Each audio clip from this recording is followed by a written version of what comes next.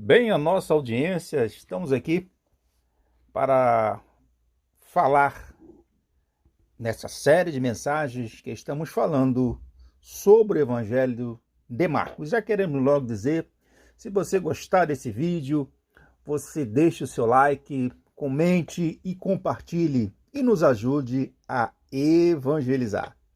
Muito bem, o Evangelho de Marco, ele tem um tema, ele mostra Cristo como servo. O Evangelho de Marco, ele tem um texto básico que vai sintetizar todo o Evangelho. E eu vou te falar, que está em Marcos, capítulo de número 10, versículo de número 45, que diz assim: porque o Filho do Homem também não veio para ser servido, mas para servir e dar a sua vida em resgate de muitos. Já explicamos o que é o Evangelho sinótico, é o Evangelho que tem a mesma visão, mas também tem os seus pontos de vista diferentes.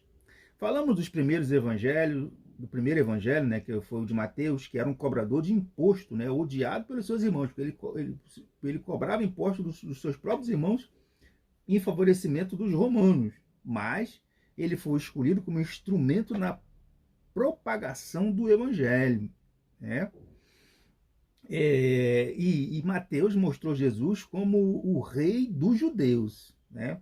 Hoje queremos falar do evangelista Marcos, né? Este é João Marcos.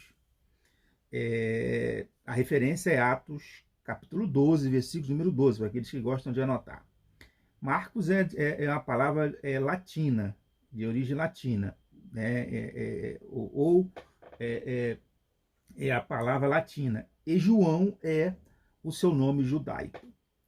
E o Marcos, ele tem um significado, que significa martelo grande. Ele foi filho de Maria, né? Não foi a Maria, mãe de Jesus, uma outra Maria. Referência a Atos 12, 12. E ele é primo também de Barnabé. O Evangelho de Marco, ele tem uma característica, ele é o mais resumido e simples dos 4 evangelhos. Segundo aí, eu estive lendo no dicionário de Boia. O propósito de Marcos, como foi falado aqui no início, é apresentar a pessoa, a obra e os ensinamentos de Jesus, né? Os destinatários, porque todo evangelho também tem um destinatário, né? São os crentes em geral, mas foram escritos para uma determinada classe de pessoas. Foram os cristãos que estavam em Roma, né? Porque João Marcos escreveu seu evangelho nesta cidade. E também o propósito também é para encorajar os cristãos romanos a provar que Jesus é o Messias, e provar também, né, que Jesus é o Messias, né?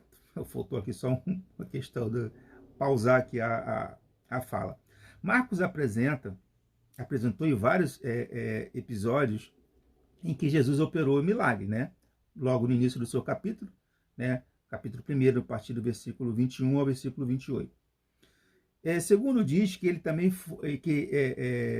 uma curiosidade, né, para aquelas pessoas que gostam, que ele foi aquele moço que fugiu desnudo na noite em que Jesus foi preso, né?